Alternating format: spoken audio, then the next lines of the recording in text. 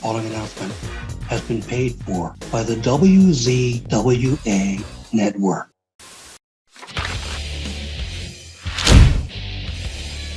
Hello, everyone, and welcome to the WZWA Network and welcome to our review show here of AEW Full Gear 2023 from November 18th at the Kia Forum, Inglewood, California, in front of 12,904 fans, apparently. But Tony Khan also said that it was well over 13,000, apparently.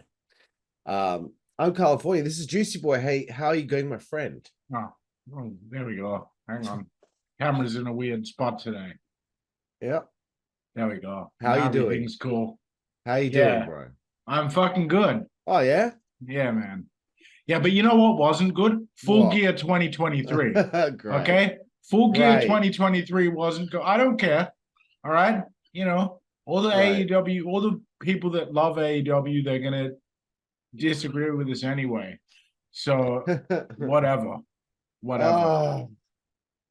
Did you watch the 0 Hour? Yeah, I diligently got up early and like sat there with a bucket of popcorn. That is a no, first. Of course I did. Of course I didn't watch it, dipshit. Why not? Why not, bro? Because I'll give you actually. Reasons why not? Okay. Okay, go ahead. Opening matchup of the buy-in, or not the buy-in. Sorry, 0 Hour, whatever the fuck. 0 ROH World Titles on the line. The ROH World Titles on the line. Eddie Kingston's defending against Jay Lethal. And I don't know what's going on with Ring of Honor at the moment, but we've talked about it enough times in previous reviews. I just don't know what the point was having this in the pre-show. It just seems like it just makes the ROH World Title not really mean shit all. I wish they would do 0 Hour without Excalibur because I'm about to listen to it for 4 hours. So how about like for that, like, I don't know, now it's a 90-minute pre-show. It used to be an hour, now it's 90 minutes because we need this to go longer than it did prior. Just put Ian Riccoboni on. Well, you don't want to fly him in? You have Kevin Kelly and fucking Caprice Coleman that you've signed and they're under contract. So why aren't you using them? Exactly. All right, go to the next one, Jim. I'm trying to get through this. I can't stand Excalibur's voice is what I'm trying to say. It's Juji Katami and the and Stokely Hathaway is on commentary in this matchup. Oh yeah. Yeah. And I'm like, he's like that Mark Sterling guy, a manager that never really got the job done in any sense and likely takes a bump every single time he's involved with anything.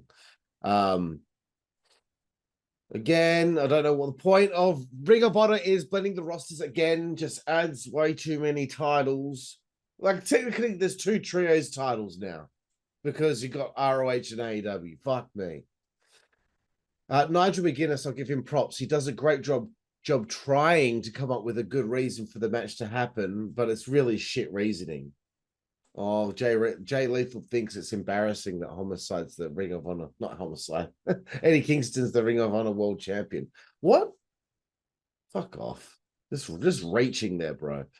There was the one thing that I liked in the match was that Sonjay Dutt got knocked off the ring apron onto Jeff Jarrett, and they just both ate absolute shit. Yeah, they're an example of wasted talent. One of the many wasted talents. Yeah, this stable of theirs with Jeff and Satnam and Sonjay and all that, they never win. They never win. They always get close to something cool, but then it gets taken away. They always end up like with egg on their face. Boring. Give them something at some stage, you little shit.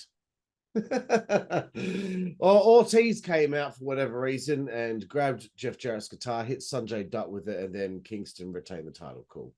Next matchup, Buddy Matthews against Claudio Castagnoli. Here's a match with no purpose, and I wonder who's winning. I don't mean to be a dick, but you know, it's just so obvious. The match was good. I liked the tease of the giant swing. Buddy doing everything he could to avoid it, but he just copped it eventually. Again, I felt like I don't know why I'm watching this. But another 2 wasted talents. Yeah, Matthews. At least he got a match But you know, to at least to maybe establish him, maybe it might have been interesting if the House of Black cost Claudio the win here, and we have a House of Black fucking Blackpool Combat Club feud build from this, whatever. Next matchup, MJF and Samoa Joe, who is his chosen tag team partner now, to defend the Ring of Honor tag team titles. So tag team titles from what is supposed to be a completely different company, by the way, against the Guns. So we saw this at Wrestle Dream, but MJF actually wrestled in a handicap match. This time he's actually forced himself to get a tag partner. And if Joe and MJF win, then Joe will get another world title match. Okay. So like at this point, I really wanted the titles to change here because I don't want to keep going through this. It's getting old for me now. Okay, we've been doing this since AEW All Out. MJF hasn't appeared once on Ring of Honor television. Oh, God. Blows my mind. Anyway, Joe with a dive to the outside made me smirk because it's just this massive unit charging out the ring at these guys. Surely when you're taking that, you're shitting yourself a bit. I saw someone on Twitter recently, Juicy Boy, say that Samoa Joe right now is white hot. Fuck me, white hot. You've got to be kidding me with some of these people, bro. He's cool, but he's not white hot. You don't. I have too much to say during the review of the main show to be wasting time cutting in here. So I'm going to just let you steamroll through. Right, okay. So the Guns, I really was like, come on, they're going to have to win this. They have to win this. Adam Cole came out just like when it looked like the Guns were going to win or something. Yeah. Adam Cole his theme song hits. And he comes out and he hugs MJF at the entranceway. And then whilst that happened, Samoa Joe choked out one of the Guns. And I'm like, why is that happening? So Joe and MJF retain the titles here. Well, on behalf for Adam Cole. So he gets to walk around with his tag title still. And then after the match, Joe leaves and the Guns attack MJF's knee with a chair. And like severely hurt him, and then MJF gets taken in an ambulance and taken away. An ambulance for his knee being attacked with a chair. Yeah, well, I'm gonna have my bit to say about it. Yeah. Okay, 4-hour pay-per-view beginning now. Christian Cage, Luchasaurus, Nick Wayne versus Edge, Sting, and Darby with Ric Flair at ringside. Juicy Boy, take it away. Right. Edge and Christian looked good in this match, okay? Darby Allin has good chemistry with both Nick Wayne and Christian, respectively. I thought that he worked really well with those two. Although Nick Wayne still looks a little too small and a little too young to be in this match. I think that Edge and Edge and Christian are just consummate professionals. I think even though he's kind of grown whenever Toni makes a new signee, like Edge is one of those, they have so many people now. I see why Edge is valuable to that roster. I think he has the right attitude. He's not trying to pretend that AEW is the greatest thing in the world. He's got clearly defined, so I think that his performance in this match shows that why him and Christian are huge assets, even though people complain that they're old and they used to be from WWE. Well, they also happen to be like two of the best wrestlers Canada ever produced. So they pretty much carried this match. I liked how they involved Ric Flair a little bit. I liked that Christian was the one to deliver the physicality to Ric Flair in the match with the blah blah. I gave it a C+. Right, very nice, bro, very nice. I thought it was an all right start to the show here. I just feel like I reckon in Tony's mind, he probably thought that bringing in Edge was like, because he was saying this is a new era for AEW. And it must blow his mind that the numbers haven't gone up like very much, if at all. With him being there. So I find it kind of surprising that it hasn't really changed a thing. I thought maybe it might have got a little bit of a bump in ratings, but I think that it's just the only audience they're going to get is what they have now. I think any chance that they had to bring in more fans, more casual fans at least, I just don't think it's going to happen at this point unless something drastically changes. So I love the shit with Christian just managing to scamper his way out of reach from Adam Copeland the whole match. Yeah, really good. Wasn't sure about fucking Flair, bro. Flair takes off the jacket and starts fighting with Christian or trying to chop him and punch him, and he's just so old now. I did laugh at Christian just give him a thumb to the eye and low blowing him, and then the poor old bastard got knocked down. But I think Edge's first pay-per-view match should have been a singles match, but I understand the angle is him trying to get to Christian or whatever. Great code red off the second rope from Darby. See, there you go. Compliments to one of the cool little moves that they did in the match. Yes, the crowd was hot for the match, and there was some good suspense here. I love that Christian just fucking left. He just went through the crowd and he left. Just let his friends cop the pin here. Luchasaurus gets pinned by Adam Copeland. Let's move forward. Toni Schiavone interviews Jay White. So Jay White's had this belt, like a stolen MJF's belt for ages, it seems. So I've always thought the stolen title thing is just stupid. Like, why doesn't the boss just say, "Look, man, like you can't do that. Just hand it over." Yeah. Oh, and by the way, Toni, I just spoke to Toni. I'm sick of that shit. I've said that for years now. I just spoke to Tony Khan. Shut up. Toni said that the main event's cancelled. And then and that's Tony Khan. And then Toni Schiavone's trying to say, just as he's about to say it. Adam Cole comes out, Juicy Boy. And didn't want them to announce Jay White as champion, which would have been bullshit anyway. He gets attacked by like his cronies, and then he gets rewarded by being given the championship. Fuck off, man. Yeah, and Adam Cole also talked to Toni, because we all talked to Toni. And now Adam Cole is going to defend the title for MJF. MJF is injured, but an injured man is going to wrestle. Give me a fucking break, Juicy Boy. I'm gonna save my comments on that until when we get to that match, because I've got a whole thing written down about it. Okay. That deserves its own little segment to be talked about. Okay. Right, fair enough. But fuck, get the fuck out of here. Who's clearing that? This is like, the only thing I'll say for right now in the early stages of this review is that people pay money, theoretically, on pay-per-view or on Fight TV to be able to watch this. That's what you should be thinking about when you hear him talking about bullshit segments like that. This is supposed to be a pay-per-view. Yeah. Let's move forward. International Championship on the line. I think Orange Cassidy's the champion. Yeah, he is. Defending against John Moxley.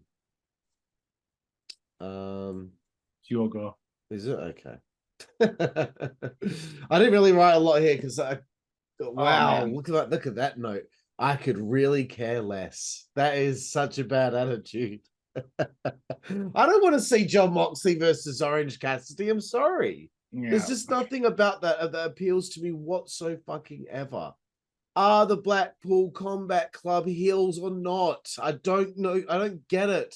Claudio wrestled like a babyface in the pre-show. Moxley's being a heel here. Danielson's kind of more like a babyface. I don't get it. Wheeler Yuta kind of appears to be more like a heel. Maybe it's just shades of grey, bro. I think that's the kind of shit they'd probably be doing. Yeah, right. Fair enough. Moxley's bleeding already, by the way, in a match that's not a hardcore match. Why does he have to bleed in this match? I don't get that. I don't see why it's necessary. Like, are you just doing it now because you know it annoys us, bro? Orange does, I don't know, 3 or 4 tope suicidas to the outside onto Moxley. And I don't know, he gave him the orange punch 6 times. Oh, 6 punches, and then he hit a beach break. Yeah. And he won, and all I wrote after that was okay. Such foul attitude toward it. Okay, bro, your turn. No, well, I mean, people, like, I know that people are going to think that we're being negative Nancy's because it's AEW, but honestly, man, I'm not going to compromise my integrity and like pretend that I like things that I don't like. Compromise your integrity. No, seriously, man. This channel is important to us. Yep. Like, I gotta be honest on it, right? This match was everything that I disliked about both guys, because you had the long drawn out Orange Cassidy entrance where he didn't seem to be taking this match as seriously as he should have, considering it's meant to be a formidable opponent. And don't throw the shit at me of like, it's his gimmick, because it doesn't matter what your gimmick is, your primary function is to be a wrestler. So like, let's take a sillier character. Let's take Eugene, for example. Eugene, if he was in the Royal Rumble, still knew that his objective was to win the Royal Rumble, and that it would be a very, very bad thing if he was thrown over the top rope and eliminated from the match. And he knew that if he won the match, he'd get that title shot at WrestleMania. That's a very basic example. Orange Cassidy can have this I don't give a fuck gimmick and attitude, but it's got to be contextualized within the seriousness that this match is supposed to have. And then John Moxley, of course, immediately starts out the match doing the stand there and hit me forearm MMA thing, trying to be a tough guy. As you said, he got a cut on his forehead very early on in the match, and I was literally groaning, bro. Like, I was sitting in my room. This is only the second match. I've given the first 6-man match a C+, so it's not bad. It's what I'd hoped for from that. Immediately, this one starts, and I was like, ugh. And it's not for a lack of trying. I am honestly willing to give things credit and be positive if I enjoy them. Yeah. Like, so I wrote here, Orange Cassidy then kicks out of a pile driver at 1, which is complete bullshit. They're doing this kicking out at 1 thing. It's a spike pile driver like Terry Funk and Jerry Lawler used to do. And a guy the size of Orange Cassidy is kicking out of it at 1. And it's on pay-per-view. Like, ridiculous. Then a bit later on in the match, after Moxley's spent the whole time like doing really bad-looking MMA-ish strikes, Orange Cassidy finally like reverses a chokehold attempt from Moxley into the flipping stunner, which Moxley then no-sells a flipping stunner that Orange Cassidy uses as a signature move, no-sells it, and then does like a spinning, and then he catches Orange Cassidy as Orange Cassidy lands from the flipping stunner and starts doing the elbows thing from that. So like no-selling the flipping stunner and just going into the elbows thing like he's trying to be all cool and shit. And it just looks completely like fake. He's trying to be cool. No, honestly, and the elbows just looked completely fake and completely crap.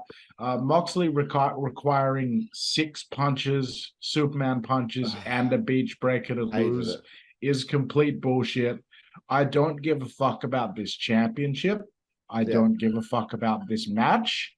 I didn't give a fuck about Moxley even when he won the championship the first time at the last pay-per-view. I find it's just this whole thing with the international title so far has been, as I wrote in my notes here, boring and uninteresting. D+. Second match, and I've already given a D+. Very good, bro. Very good. Let's move forward. AEW Women's World Title. Hikaru Shida defending against Toni Storm. Timeless Toni Storm. I do like the change in character. However, I'm not too sure about Lutha being with her, but whatever. Juicy Boy, take this one away from me. I'll actually say this. I was mentioning the other day in our network discussion chat that I thought that it was actually maybe it was with my brother Nick and yourself, and we were in the group chat, and I mentioned that I thought it was stupid that Dr. Luther was with Toni Storm. When I actually saw it, though, he's portraying like this 1920s like valet of like that would accompany a Hollywood starlet of that era. Right. And it really worked. I liked the way that his movements, he had a flourish to him, and it paid off in that spot where he misdirected everyone. You know, he gave Toni Storm the one weapon and misdirected the referee by gesturing with the other weapon to distract the referee. Touches like that. I thought these two characters contrasted well against each other. I loved that for once in AEW's history, they just did a classic heel versus babyface match without fucking around with all this other crap. I'm going to try to swear less. So I want the videos to be monetized, but they stopped effing around. And it was just a classic heel versus babyface, and it paid off. Toni Storm actually behaves like a heel should. She's viciously trying to do everything she can to get the job done and desperately trying to avoid getting her comeuppance for anything that she does. I enjoyed this match because they didn't overdo everything. They had a really nice wrestling match, which I gave it a B+. I was also really impressed seeing Toni Storm get the win. I like that. One thing I do like about AEW is that they will sometimes do a surprise title change or title win. And it does set the precedent that it can happen, rather than WWE, which sort of has a very established pattern of, you know, you can sort of see where each championship is heading most of the time. Yeah. So I liked it. I gave it a B+. It was pretty much one of the best things on the show for me. Because God knows the next match was not, but we'll get to it. What did you think of this woman's title match? Yeah, you know, I generally always like what the women do in AEW, because they don't go overboard with shit. It seems. I don't know what. Maybe they just have more common sense. I don't know, or maybe they listen to the agents more. I don't know. But it just seems like when I watch the women's wrestling in AEW, I'm seldomly annoyed by anything. Except unless Aubrey Edwards is the referee. We keep cutting back and forth to see Mariah May backstage watching on. So she's a little infatuated with Toni Storm here. I don't know where we're headed with that, but I'm sure it'll be something intriguing. When Aubrey Edwards is counting, she's doing this. I hate to be a jump on the bandwagon with everyone else, bro. No, like she does that, but when she was doing the count, she does that one. And as she hits for one, like her body scoots forward. And then she does two, and she scoots forward even more. And I'm like, why are you moving? Like, why is your body moving with each count? Just fucking count. Yeah. It's like she's putting too much into each count. Stop it. It's just a 1, 2, 3. It's like with each count, she was getting in the way more and more of the camera shot. Anyway, Shida hit some sweet moves and a Falcon Arrow for a 2 count, which I liked. I wasn't sure about Lutha just getting the shit laid out with him with a stick. Whatever it wasn't even a kendo, it was just a stick. I did kind of find the psychology and story of the match to be a little odd, but it may have been, I don't know. I might not have been in a very good mood whilst I was watching it. So Toni cheats and becomes the women's champion for the 3rd time. I think she's the first lady to do that. Actually, I'm not sure. No, Shida, she was a 3-time champ as well. Who cares? Anyway, nice little surprise there, Juicy Boy. Very nice. After this, Eddie Kingston has an interview with Renee Paquette. Yeah. And they're talking about the Continental Classic, mate. Oh, I can't wait for the Continental Classic, Juicy Boy. Are you excited for the Continental Classic? Because we have to keep doing things that Japanese wrestling companies Dude, do. I don't know. Like, I didn't even watch these backstage promos. I just watched the matches. Because Apparently, in my opinion, the pay-per-views should not be an advertisement for the TV show, in my view. yeah, it's supposed to be the other way around. Yeah. So here was one thing that was interesting that Kingston said, okay? Because he's excited about this Continental Classic. You know why? Because it's something from that Japanese wrestling. And Eddie likes Japanese wrestling. But it talks about how he plans to put his titles on the line in every match that he's in. And then he's going to unify. I don't know. He's going to not unify, but he says that the winner of this tournament gets the Continental title. The Continental title. And I'm like, that's just got to be like a trophy, right? There's no way that they're bringing in another singles title. No. That has to be, maybe it's a title belt that they hold until the next Continental Classic. They don't defend it. Unless it's, I hope. Oh, anyway, let's move forward, Juicy Boy. I'm getting sick of this. Great. AEW World Tag Team titles. I'm going to call this match the shoehorn ladder match because this is a match for the sake of shoehorning all of these people on the show. Starks and Big Bill defending against FTR, Kings of the... Oh, shit.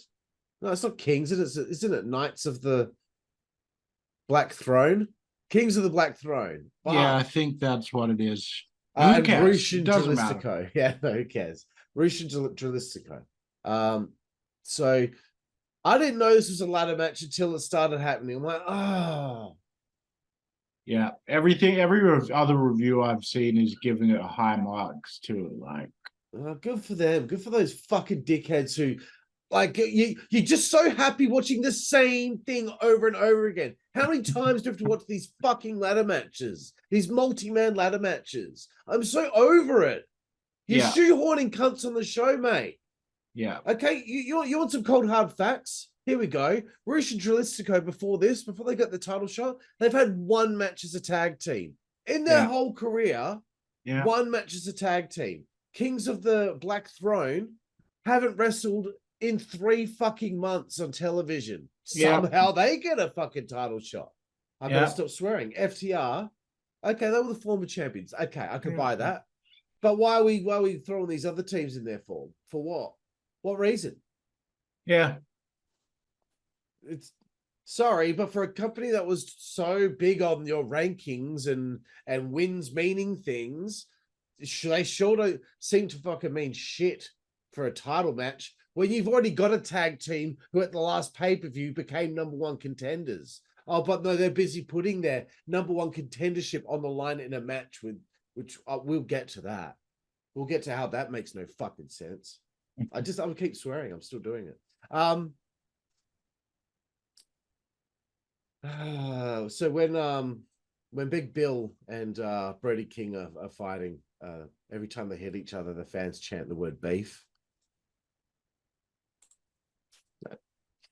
Roosh and Dax. Yeah, I'm not interested. You know why? Because the point of this match is to try and climb a ladder and retrieve title belts.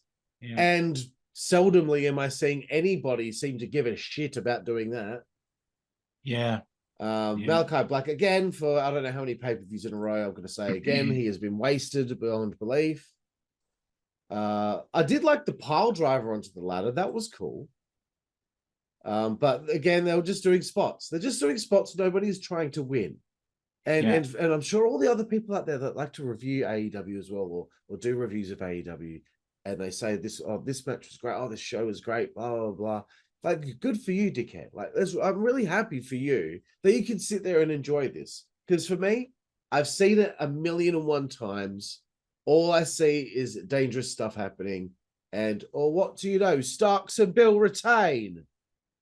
Well, I should fucking hope so. Juicy Boy, your turn. What did you think of the 4-team ladder match? Okay, bro. So here we go. So I wanted to let So California, for everyone that's not following at home, he's so burnt out on the AEW product. I mean, it's really, we both feel the same way, but he was much more resistant than I to doing this review because he's so over it, and he already covers, for some reason, he prefers to watch 5,000 other shows and cover them.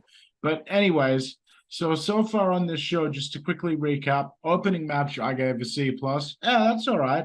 Second match I gave a D+ because Moxley and Orange Cassidy just sucked the life out of the building. Women's title match I gave a B+. Now we're up to the ladder match. I'm doing that because, like every AEW card, this is a fucking 5-hour long card practically, and I want to keep track of where I'm at. Okay, 4 teams is too many. It's going to be a mess just trying to keep up with this, but I did my best. I was ready to rewind things if I needed to. I hated Cash and Rouge voluntarily. Like, they climbed up the ladder on either side to grab the belts. Then they voluntarily both climbed down to willingly face off and start hitting each other, which then turned into a series of high spots, which ended with Cash being thrown out onto a pile of people waiting for him. Then everyone blatantly stands and waits to be landed on for a period of about 45 to 60 seconds while they set up a superplex. I think it was to Cash again, that gets delivered onto the outside, onto the pile of people. And the crowd acts like it's the most incredible thing they've ever seen, despite the fact that they just saw a bunch of people that are supposed to be against each other in a fight, all standing together like they're in a fucking mosh pit. Yeah. Like they're in a fucking mosh pit, as bro. is tradition. Waiting not only for someone to dive on them, which would be annoying enough, but for them to fiddle around on the top rope and get a superplex. All right, moving on quickly. Big Bill and Brody King do the stupid standing off and forearm exchange thing instead of trying to win the match. Next thing in my notes, this is shit so far. That's a direct quote. I want to see if anyone can actually, yeah, right there. So yeah, you can kind of see right there. This is shit so far. All right. It continues to be boring. Hold on, man. I don't want to be. That's great. It continues to be boring. They're doing a lot of stuff, but nothing's really actually happening in this match. Okay. Certainly no one's trying to win the belts. Like, every now and again, you see that the belts are there, but they're almost a non-factor. It's almost like they're just practicing ladder spots.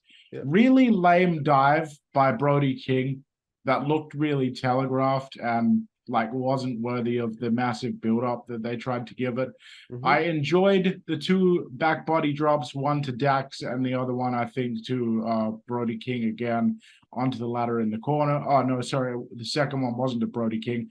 Liked the 2 back body drops onto the corner ladder. I thought that was cool and looked really gritty until Brody King came and cannonballed whoever was in the corner against the ladder, and it was overkill for me. Again, no one is trying to win the match. Like, we get past 15 minutes of this match towards the 20-minute mark, and still no one has actually tried to climb up and win the match.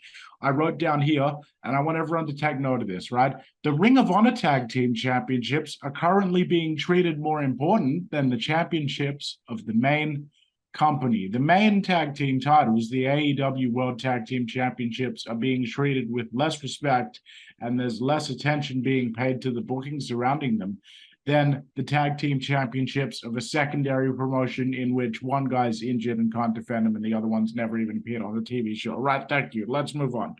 Having any managers at ringside, and I love you, Nana. I love you, Prince Nana. But what's he gonna done, mate? What's he gonna done? But he shouldn't have been at the ringside for the fucking Texas death match later on. And there was a manager at ringside for this ladder match too. And it's ridiculous that they would be out here for a match like if it was real, in kayfabe, why would they be out here? I got to keep moving on so I don't keep it. I don't go on for too long. Yeah. Lame spot with all of them climbing up the 3 ladders set up in the ring, and they all climbed it up on either side and started punching each other and stuff like that. And then they were somehow the match didn't actually end there, even though there was like 6 people that all could have grabbed up and started trying to rip the belts down. Yeah. Brody King destroys Grand Metalik with a powerbomb pile driver onto a bridged ladder, which looked pretty cool. Moments later, 2 other guys re-bridge the exact same ladder that just happened on in the exact same place that it was before that spot. They then lay Brody King on top of said bridged ladder, where he awkwardly lies in wait again for about 45 to 30, fucking 45 seconds while Cash and Big Bill awkwardly fumble around trying to set up the next spot. Cash finally gets up and tries to do his trademark splash to the outside, but he wobbles, catching his balance on the top rope. If that's not a microcosm for this fucking match, I don't know what it is. He wobbles, try to catch his balance, but he manages to do it. In the meantime, Brody King has still just been waiting there on the ladder like a dipshit, prone for an absurdly long period of time. This spot was the moment where I realized this match was an unmitigated disaster, and it went beyond my initial not wanting to see it. It was just not a good match at all. Starks and FTR then battle on the ladder in the ring until Starks is finally able to pull the belts down and retain the championships. Mercifully, this match is over. The right team won, but it boggled my mind to see none of the competitors try in any meaningful way to try to win the match until the very end when the finish was about to occur. Like they had to remind everyone at the end, oh, we're actually trying to grab the belts down, enough so that they could actually go into the fucking finish. I hope this isn't a harbinger for like future matches. We've seen these multi-man matches like enough times already, and I used to be a huge fan of these types of matches, but it's just enough. Like, I already wasn't looking forward to this match going in. I was writing these as I went along, so I wrote here, I hope this isn't a harbinger of things to come. I gave this match an F. Okay? An F. Because it's not about this, it's not about the spots they do. It's just there was no purpose to it. There was no rhyme or reason to anything they were doing within it. Man, it just seems like when he doesn't really know what to do with the tag titles, let's just do a ladder match. Let's just do a ladder match. Yeah. Like, they just happen too often. Yeah. Because I'm sure there's going to be a fucking, whatever you call it, the face of the revolution ladder match coming at some point in the next few months. And just like, fuck, man. Like, can we just try and do something a little different? Why does it every time we get to the pay-per-view just so happens that we have to have multiple teams battling for the tag titles? Shit. Okay. Thank you for the extra analysis, Juicy Boy, because I know that my analysis was utter shit. And from here on, pretty much the rest of my analysis of this show is fucking terrible. But I'll explain that later. That's all right, bro. I got you covered. TBS Championship match next. Chris Statlander, Sky Blue, Julia Hart. Here we go, bro. It's your turn to take it away. Okay. All right. Pulling out my notes here. I actually thought that this match was okay as well.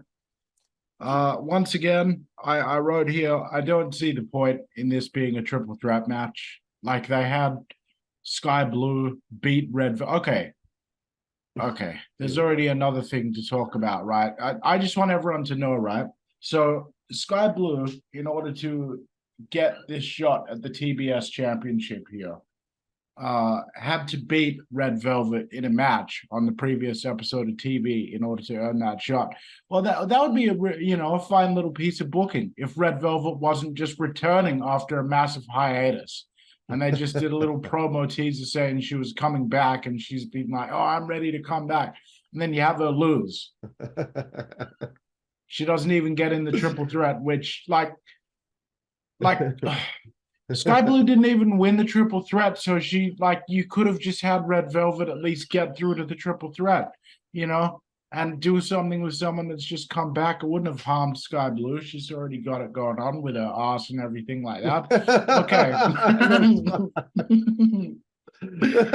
Okay.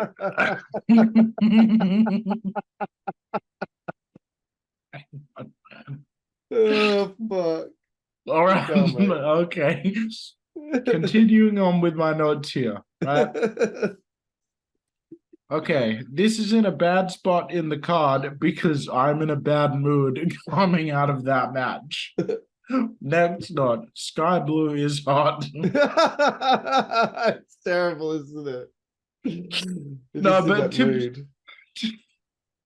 to be honest, though, even though this was the death knell spot on this, well, I thought it was until we got to what was happening later on, but we'll get to it. We'll get to it. Right, so I actually gave this a C plus. I thought it was pretty good. I'm just gonna quit. Yeah, no. So I'll leave it there. Yeah, C plus. It was pretty decent. Well done to the women's division in AEW on this night. Yeah, it seemed like that was. These are the women's matches are the only things that did annoy me. Oh, the opening match was all right too. Yeah. How can you not like Sting? Like, how can you not enjoy? Sting. Love Sting. He's been the one thing that AEW's done well since he's been around. So there you see, we do compliment him. Yeah, we do compliment. We won't have him to look forward to anymore, which is going to be really upsetting. Well done. Thanks, Tony. Why the fuck? You know it's not fair, bro. Why the fuck did they make the women follow the ladder match? Like, come on, man. Like, he does. Oh god, like I see through this fucking shit, bro. I see through it. He doesn't care about them. Yeah, we'll put the women on after the ladder match because because the Young Bucks match couldn't go after the ladder match, could it? No, they don't want they don't want a burned out crowd for their match. Let's just put the women there because it doesn't matter. They did still have a burned out crowd for their match, though. Oh yeah, of course they did. Because we'll get to it. Yeah. So I like that this is that nice and fast paced or whatever. And I was pleasantly surprised to see Julia Hart upset the world and become TBS champion. Julia, you'll be making the thumbnail for this video. No one else. I'm giving it to her. Well, the thumbnail already has MJF on it. What do you mean? Well, it's already been sent through. Well, I'm the one editing the video, so. Okay. Well, okay, I'm jumping in on this next bit ahead of you, and I'm just going to say right here, okay. The big signing. After this triple threat match, right, Tony Schiavone comes out to the ring, and I love you, Tony Schiavone, man, but like he comes out to the ring as if it's an episode of Dynamite, and then they announce the big signing. All right, they announced the big signing, and it's Will Ospreay. Now, fine wrestler, very fine athlete, okay? For whatever reason, he's decided to sign in AEW, okay? I saw a bunch of people saying online, oh, it's not... I guess you can't complain wherever Will Ospreay decides to sign, but it's just not a huge deal. It's not a big deal that you can announce on pay-per-view and have the contract signing because he's already appeared like more than 3 times on AEW programming in prominent matches. He's wrestled Chris Jericho. He's wrestled Kenny Omega. Like he's now at this point sort of been established as someone that's in the mix in AEW with a number of their key players. And they trot him out there and announce that he's signed like it's some big fucking deal. And to me, it just came across like Tony was saying, like, hey, guys, everyone online was wrong. He didn't sign with WWE. Like, and I honestly am of the opinion that it probably would have been better for him to sign with WWE because from a creative point of view, I'm saying, he has said that he likes the deal that he got with AEW because he doesn't have to pull his kids out of school. Tony said they can still be based in the UK. And Will can fly in and out. So I guess that's part of the reason, because if he moved to WWE, he'd probably have to relocate to Florida. And who the fuck would want to move from a country like the UK to like one of the most gun-happy states in the United States. So I get that, but from a creative point of view, I think that he would have stood out more in WWE. He would have been a bit more of a bit more interesting in WWE, whereas in AEW, he's just going to be another guy that can do a lot of interesting stuff. And we've already seen a lot of the best of what he has to offer. Like, I don't know, this just felt, again, to me, like them making a big deal out of something that's not really that big of a deal in the grand scheme, and then expecting everyone to kind of view it as a big deal. And even though we're fond of it these days, TNA used to be guilty of that. All right, that was one of the things that used to annoy me about TNA. They'd announce things that weren't really that big of a deal. Like, you know, TNA is going to HD, and they'd build that announcement up for several weeks, and then you'd hear about it, and you'd be like, so fucking what? I kind of feel like that with this Will Ospreay thing, even though it's a contract signing, because it's not someone we've never seen in AEW before. It's someone that we're already familiar with. Yeah, I don't know, bro. I'm a bit disappointed. I don't know. I shouldn't be surprised that he's signed to go there. He's been working with them quite a bit. It's just, I don't know. It's just like another guy. Now we're going to just sit through like 25-minute long matches and kick out of everything. And well, I mean, that's what we've thought about a lot of people that they signed, and then a lot of people that they've signed ended up fucking just doing nothing. So yeah, but they, you know that they'll they will for a while. You know. When he came out, like my facial expression didn't change. I was just like, okay, good for you, mate. Get paid. Get paid, bruv. He says bruv quite a lot. I'm just a negative prick, aren't I? Coming up next, Juicy Boy. Swerve. God. Hangman 2. Okay. I have 2 notes here. Yeah, okay, go ahead and do yours, and I'll go through mine. I wrote some decent notes, but I'm not going to go on a huge rant. Okay. I'm going to. Okay, this review is probably more on your shoulders here, bro, because I've wrote down I no longer watch or support elite related matches. So I'm not watching any more Hangman Page matches, and I'm not watching any more Young Bucks matches. I don't really have as much of a problem with Omega. But the other two, the Bucks and Hangman, I'm not wasting my time. You little pricks fucking got Punk kicked out of that company. I'm not gonna get started. But Swerve appeared to win. I fast forward, and I don't know what the fuck happened in that match, but it looked like a fucking bomb went off. They must have killed each other out there. Okay. So yeah, okay. Texas Deathmatch, Swerve, Hangman. Take it away, Juicy Boy. All right. So we go to the Texas Death Match. By this point, I'm already not really liking the direction the show is going in, coming off of that. Like, we've just come off of the Triple Threat women's match. That was good. And then this came up, and I was like, oh, shit. I'm glad that Adam Page jump-started the match because it saved us from 2 overly long entrances. So Swerve's entrance went for quite a long time. Page did the fired up thing where he ran in and attacked Swerve. It's funny how he's suddenly really re-energized and seems to have a lot more passion back in what he's doing now that CM Punk is no longer with the company. I just found that interesting that there's just a certain look that's no longer on his face. A certain dour expression that wasn't there. So he does the whole like fired up thing. I wrote here, his cowboy boots are like a fashion designer's modern take on cowboy boots instead of actual cowboy boots that you would wear in a Texas death match. Okay. It's supposed to be a Texas death match, but really all they do is work it like an anything goes match, which also involves barbed wire. They're working this match like it's a huge deal, but I'm really struggling to see it that way. They do a thing where Page gets out the typical staple gun and he staples Swerve like all over his body and in his face a couple of times, and it looks pretty decent. Then he staples some paper to Swerve, and then he staples his kids drawing to Swerve, which was a reference to when Swerve broke into his house and intimidated Adam Page's son. The crowd popped for that. Swerve ends up getting fucking busted open really badly by some of these staples and stuff like that, and it looked legit.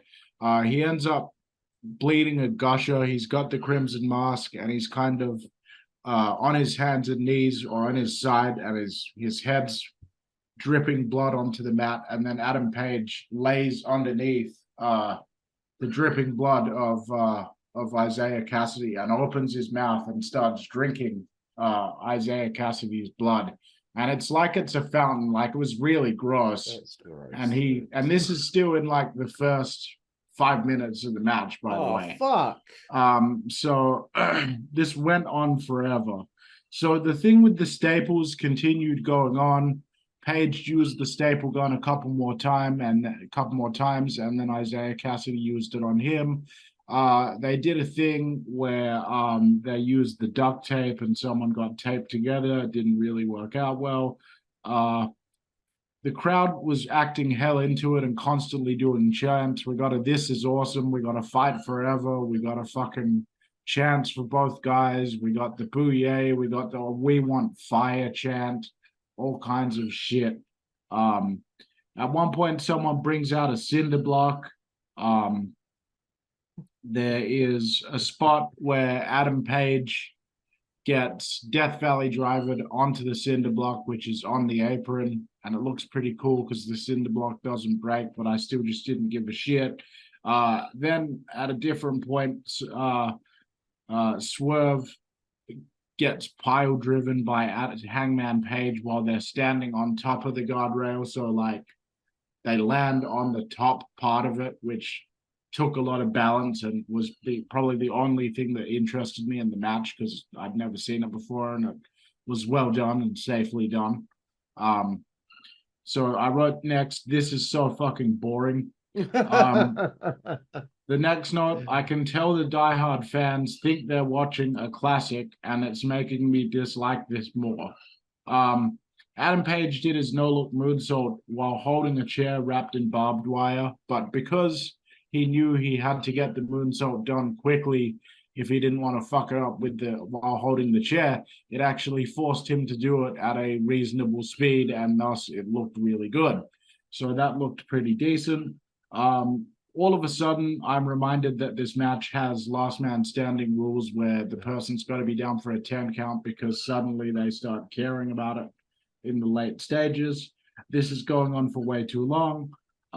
They end up bringing in like broken glass from like beer and wine bottles. Adam Page gets slammed into it. They do some different stuff with it. They use a lot of barbed wire. They scratched up each other's backs. They were kind of bleeding all over. They had Hangman Page went down after Cassidy hit a big move, and Page was pretty much down for like 8 3/4, and then as 9 hit, he suddenly got all the energy to stand up after being prone and knocked out until about 8. And I was like, come on, this is just never ending. There was a subsequent AEW chant after Adam Page got up, which sucked asshole.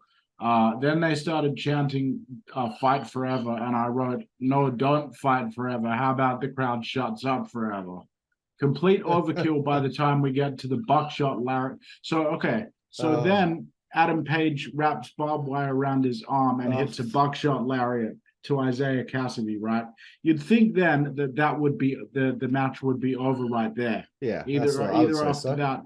Okay, but it's not though, because then people start interfering. Okay. So people interfered on behalf of Swerve and on behalf of Swerve, but no one, funnily enough, the Bucks did not run down to help Page, even though they're supposedly his best friends. So Brian Cage run down and fucking wiped out Adam Page, which popped me massively. He absolutely he fucking destroyed him. The match just never fucking finished. We ended up getting like so many different fucking moves. It's just I can't go through all the spots. I gave the match a fucking D-. After all their effort. Yeah, I gave it a D-. I thought it absolutely sucked. I couldn't stand I just thought that this was just move after move after move after move for the sake of doing as much as they could. And yeah, like I already saw people calling this a classic and one of the most violent matches in modern times. And like I'm not gonna hold a grudge against people that are like it, even though I disagree with that opinion. But I also am not gonna like sit here and let people like you need to actually appraise things in the context. It's just D-. That's what I gave this match. All right, next we had this. We're not going straight to the next match because next we had the bit where we cut to the commentators and they talk about what happened in the pre-show when MJF was taken out of the title match. Now, I did not watch the pre-show, Carl, so I found out for the first time that this dumb thing was what they were doing as I was watching this.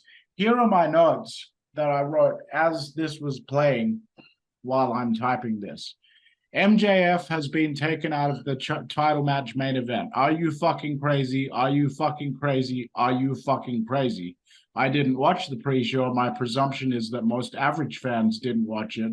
So now we find out after 3 hours that the world champion has been substituted.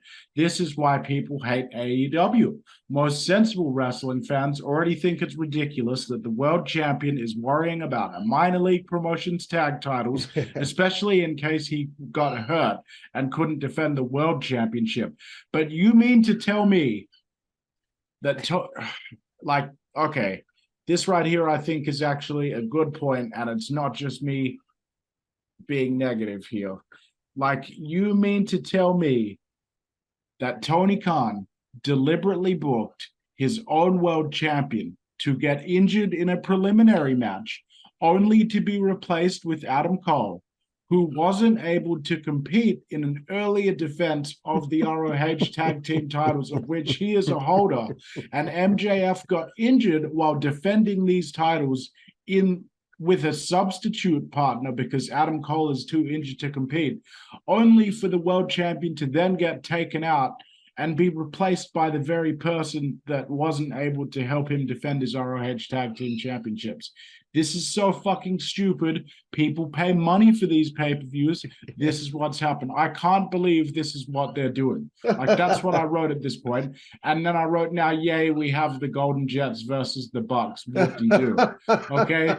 So that puts you in the mindset of where we're going. You probably just finished writing that note. You're really pissed off, and then you press play, and then Judas starts playing. No, what happened was they went like I looked up and it had like the Bucks versus the Golden Jets, like the match screen, and I was like, fucking like, wow! I didn't realize it took him like 3 hours to just. Oh, by the way, the champion isn't defending the title in the main event because he's injured. Fuck. I mean, it was well into the pay-per-view. I don't know about literally 3 hours, but you get what I'm saying. By this point, we're well and truly into it. All right, the next matchup. Why does every fucking iteration of something have to have a fucking name with the Golden Jets? I don't know. I don't get it. The Golden Jets, Jericho and Omega taking on the Young Bucks. I'm just going to say this as quickly as possible, okay? The point and reasoning of this match taking place is the most juvenile and fucking pathetic reasoning for two tag teams to be having a match that I've heard about in a long fucking time. Probably since the day of Don Callis hitting Omega in the head with a fucking screwdriver because Kenny was hanging out and being influenced by the Young Bucks too much, even though that weren't they a fucking stable for like a year prior to that all happening? Bit fucking weird, Don, that suddenly your friendship of decades ends because you're concerned over another grown man spending time with other grown men. What? This is exactly the same. The Young Bucks are upset that Omega has been teaming with Jericho. Well, I don't see you little fuckers helping him out in his feud with Don Callis and the Don Callis family. You've been busy winning your little tag title contendership. So this all began because of, what do you know? A backstage interview with Omega and Jericho being interrupted by the Young Bucks. And this match here, if Omega and Jericho lose, they're not allowed to team together anymore. They've been teamed together 3 times.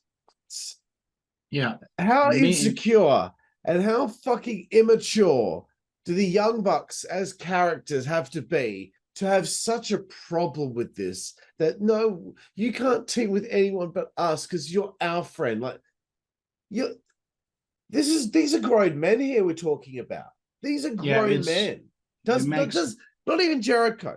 I don't expect much from the other 3, but not even Jericho even sits there and thinks to himself, hey guys, can we maybe come up with something a bit more of a serious reason for us to be having this match as opposed to this fucking juvenile reasoning? And the only other thing I wanted to say was Omega has this fucking feud with Takeshita and Don Callis for months on end, and you do the blow-off match on Dynamite this week and do this match with little to no build, and the build to it is pathetic. Well, you had that feud that could have just been pushed to the pay-per-view, but no, the Young Bucks, they were worried that they were going to be on the pay-per-view. Mate, you don't need to stick a square peg in a round hole, Young Bucks. If you're not going to make the pay-per-view, oh, well, it's not the fucking end of the world that you're not on the pay-per-view. Having Omega versus Takeshita would have made so much more sense than this. But the Young Bucks have to be on every pay-per-view. Yeah, well, FTR missed quite a few pay-per-views in the last couple of years. Maybe you guys can miss out on 1 or 2. Anyway, with that being said, I didn't watch the match because I don't watch Young Bucks matches anymore. And it started at Wrestle Dream and it continued here. I am not watching them do anything else anymore. I'm sure they're nice guys. I'm sure I'd get along with them if I saw them in person, whatever. No, you wouldn't. I don't want to watch their stupid shit anymore. I am done. If them and Hangman, and you know what, even Omega, even though I've got no real problem with him, if they all left the company, nothing would change. Like, it would still be fine. Like, yeah, it would be the end of the world is what I'm trying to say. Anyway, your turn, bro. Let's see what you got to say about this one. Yeah, so pulling up my fucking notes here because my phone went flat while you were finishing up on that one. My phone's fucking annoying, guys. It's probably I had nothing to say. I didn't watch the match, but I certainly had a lot to say, didn't I? Yeah, well, honestly, man, this show wasn't great. Okay. So went fucking flat again. All right, fuck it. So fuck me. The match began with typical Young Bucks stuff. They did a bunch of double teams, which the referee ignored. No 5 count was administered. No warnings were administered. That continued to be an ongoing theme throughout the match. Jericho did all of his typical moves. Omega did all of his typical moves. They acted like it was a huge betrayal that the Bucks would dare to kick Kenny Omega in the balls, and Omega was acting all upset that the Bucks would kick Jericho in the balls, even though he's supposed to be like close friends with them too, and should very well know like exactly what they're all about. There was like 700 super kicks in it. Of course it was. Of course like, it was. It honestly, man, like the Bucks not only silly with what they do, and they're not only starting to like they really ignored the rules to a great degree, and it's more than I think even their most devout fans would have to admit that they basically ignore the existence of the rules, and it's up to them whether they care about that or not. But yeah, a lot of stuff, just sequence after sequence after sequence, just took place where they acted like the referee just wasn't there. Yeah, of course. They do it every fucking time. Let me guess, it was bald fuck that was the referee. So then they end up actually having Jericho and Omega win the match, which means that this team that's only been around for 3 weeks and has no chemistry together, it now gets to continue being a team until Toni gets bored with it or forgets about it. And the Bucks, I can't even remember what happens to them now, but they start having an annoying temper tantrum at ringside. And they're having a temper tantrum, and like no one gives a fuck. And no one gives a fuck. And yeah. So oh God. What are we gonna do, bro? Oh, and I gave the match a D-. You know, AEW fans, if they heard any of that, they would be so. I don't care. A D. You gave that match a D. That match was sick. No, it wasn't. It was shit. Shit. Man, I'm entitled to my opinion, man. I'm not going to make apologies for it. Look, no matter what you do, everything's so divisive these days as well. No matter what you do, there's always going to be someone, like if you criticize AEW, there's always going to be someone that just is going to think that you're just a hater. And to be honest, I do dislike the product compared to WWE, but people that have been watching this channel for a long time know that we do try to give AEW a chance, and they just don't seem to be interested in doing the kind of wrestling that we enjoy. And I'm still going to give my opinion. I didn't like it. You're just a WWE stan. Shut up. WWE is annoying as well. We don't like anything. Before we get to the main event, Juicy Boy, okay? I just did a little had a little squiz at wrestlinginc.com.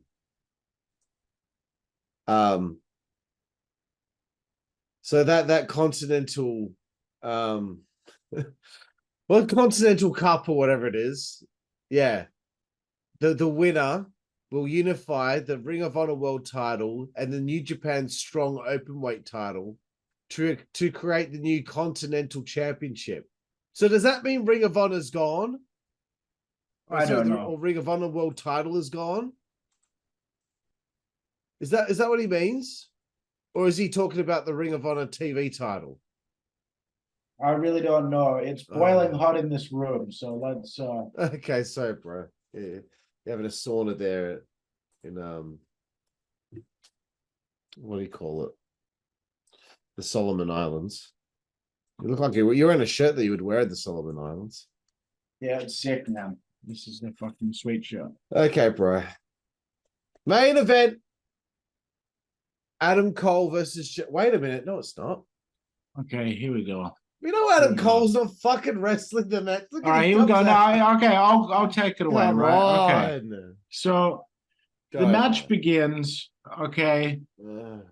The announcers again talk about like how ridiculous it is that Adam Cole is thinking about doing this. How did it get cleared? Just hang on, man. Hang on. Hang on. All right. The announcers are talking about how ridiculous and farcical, Taz even uses the word farcical, how stupid it is that Adam Cole is going to attempt to do this in the shape that he's in. I know that they're doing it in kayfabe, but it didn't actually add to the already bewildering feeling of this main event segment because it was just stupid from the beginning.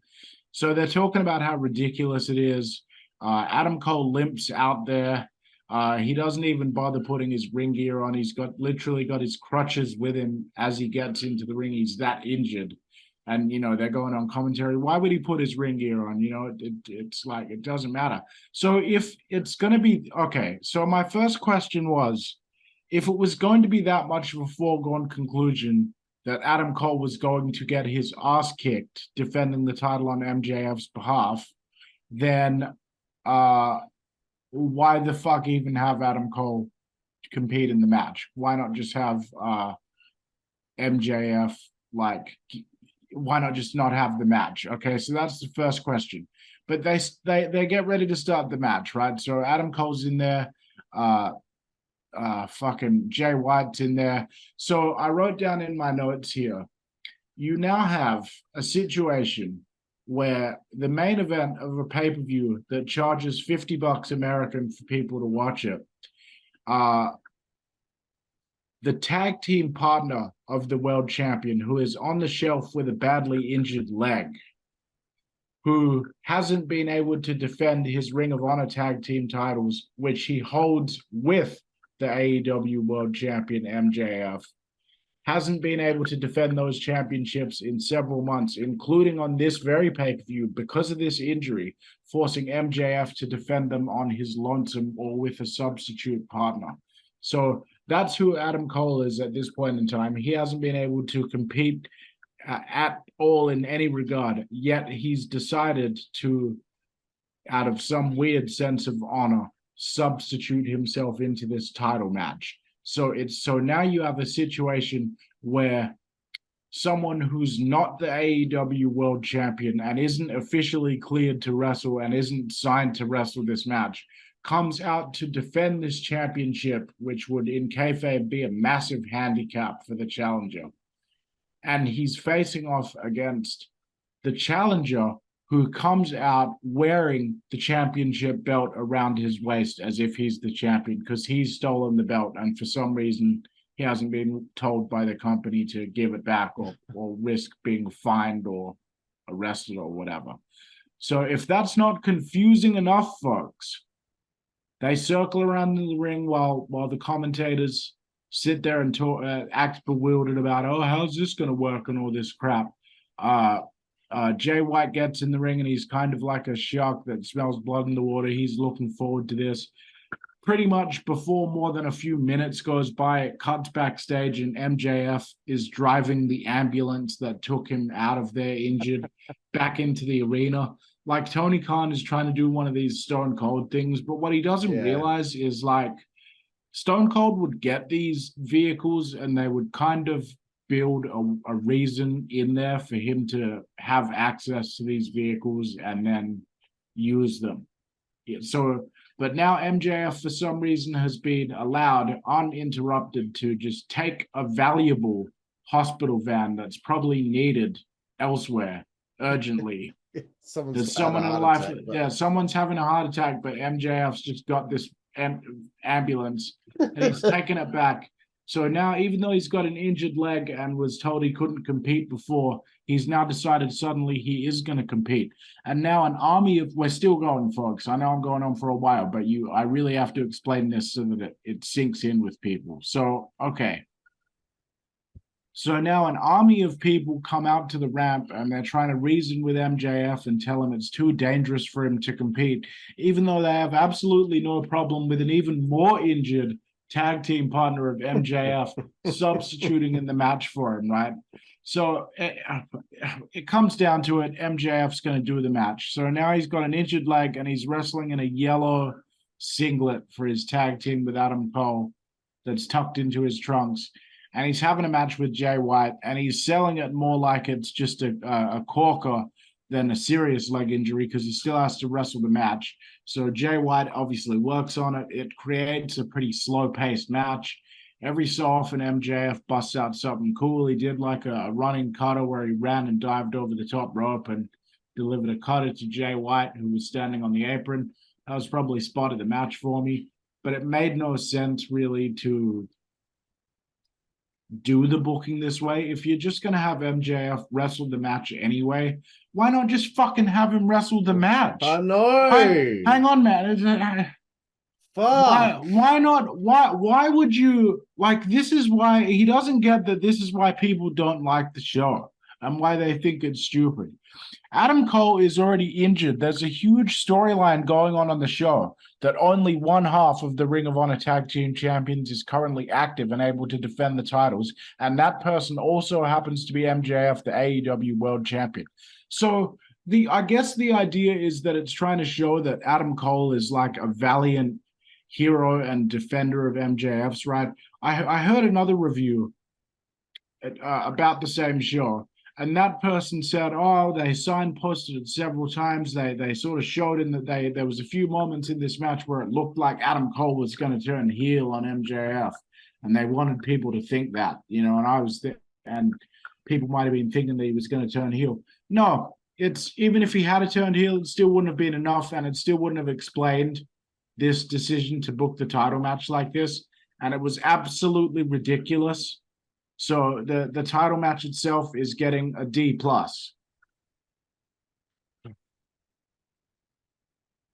Oh my God, bro. It's like a fucking child is writing this show. This was an absolutely ridiculous show. Oh, the scenario. God, it kind of gives me a bit of a headache thinking about when you explain it that way, I had to read that several times just to have it in my head. I'm not trying to like pick on him like on purpose. That's terrible. It's terrible. I'm like, what?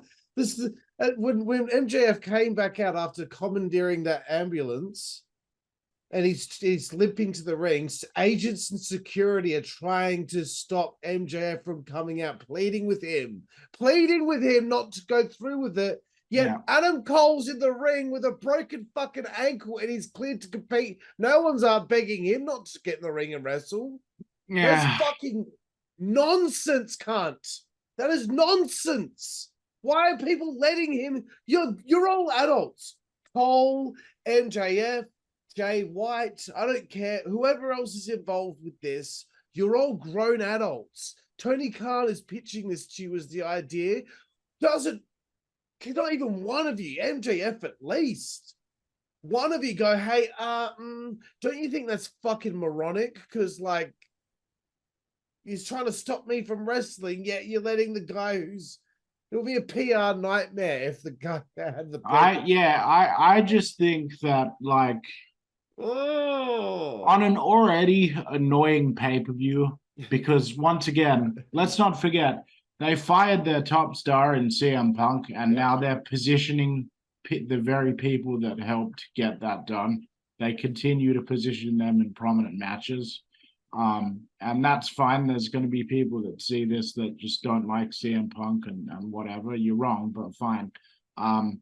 Look, that's really all I wrote about this pay-per-view. I gave this show a 3 out of 10. It absolutely sucked. I haven't finished my review of the match yet. I know, but I'm finishing up mine, and then we'll wrap up at the end, right? Hustle gave a lot of these matches between 3.5 and 4.25 stars. Get fucked, okay? Solomonster called the Texas Death Match the most violent AEW match ever and everything that you want out of a Texas death match. And he also said that anyone complaining about Will Ospreay being the signee is being overly dramatic about it and that it's a huge deal that he signed there. Solomonster, you suck, bro. You suck. I subscribed to you for years, but you just keep sucking on Tony Khan's tape. You suck. Hustle, you suck. Okay? It wasn't like a great show. It wasn't even a good show. AEW, I keep seeing people say, oh, well, the TV might be slipping in quality, but they always seem to just magically knock it out of the park on pay-per-view. Right. First of all, the talent do their best to knock it out of the park on the pay-per-views. His booking holds them back most of the time, if anything. Second of all, this pay-per-view was bad. I don't care what anyone says. All right, go ahead. The floor is yours, Mr. Colten. Thank you. I'm glad that I could have the floor for a little bit longer. I can't be bothered, bro. Like, the referee ejecting the Guns from the match. I'm like, just fucking eject them. Why is the referee looking at the crowd? He's looking at the crowd. He's milking the... Dude, do your fucking job. You're not there to get a reaction, you bald little cunt. Yeah. And it's okay, I'll call him that. I'm not a baldest. I have no hair, okay? I don't like MJF as a babyface, bro. I'm just going to be honest with you. I wouldn't mind it if it wasn't for this entire storyline. We don't really know what he would be like. We don't really know what he would be like without this whole thing tethered to his character. I can't wait for him to go back to being a heel. Jay White was placed on the announce table at one stage. The announce table just crumbled. Oh, what a pain in the ass. But he still hit the top rope elbow drop to the outside, which I was like, Jesus Christ, bro. That's tough, hitting a top rope elbow drop to someone who's on the floor. Well done. Yeah. Nice top rep. You're an Argy, bro. There's just some nice little moves here, you know. MJF runs at Jay White, who's on the ring apron, and like jumps over the top rope and cutters him in midair. And I believe he lands on his sore knee. Here's a question: wouldn't, if after what they did to him, you know, they smacked his leg with the chair, did he need to go to hospital for that? Did he really need to go to hospital? Like, wouldn't he just need to go to the trainer's room or something? Because it's not that fucking, oh my God, it's not that fucking dramatic. You're shoehorning. He's like Tony's forcing something to be something and it's not. Bro, that's why it always comes off so fucking contrived, because that only happened to him so that something could happen that would put him into the fucking ambulance, that would then allow him to heroically come back and still. You could have just had him get his leg fucked up and then still valiantly decide to defend the title. And then bullshit? Let's just get this over and done with. This show sucked. This show was exemplified everything about why AEW sucks. I don't care what anyone says about saying that people that don't like AEW copy Cornette or whatever. I've had enough of it. Like, genuinely, this was worse than I was expecting, and I'm a person that was already expecting it to be bad, and they somehow made decisions that made it worse. That's why it's getting 3 out of 10. Extremely disappointing. Worst show I've seen. Maybe not, like, I think I gave Wrestle Dream maybe even more than this. I think this disappointed me more than Wrestle Dream, even though Wrestle Dream was really annoying. I will give this show, I mean, whatever. I just thought I also felt like the finish of the main event was a little anticlimactic. Yeah. I'll give 1 point to Julia Hart. I'll give 1 point to Christian, 1 point to Edge. 1 point to Tony Storm. I'll give it a 4 out of 10. Which is a terrible rating, to be perfectly honest with you. So there we have it, bro. Sorry, anyone out there, you know, if you're an AEW fan, you did not make it this far into this review. So sorry if you did, though. And you're a bit upset at me and Juicy Boy for being honest, but this is how we feel. And I really would love to just not cover AEW anymore. No, I really would love to, but I know we have to. I just want to say this. I'm sorry too, to myself for having put myself through the experience of watching that show. Yeah. So sorry, me. You deserve better. You deserve better. All right, bro. Thank you very much for your time. Appreciate it as usual. Yeah, no worries, mate. And thank all of you out there for joining us here at the WZWA Network, California Juicy Boy. See ya down the road. Thank you. Fuck, it's hot, man. Fucking hell. Network, that's the way we play. Good God Almighty. Network, that's the way we play. Get puppies. Network, that's the way we play. Get. The following announcement has been paid for by the WZWA Network.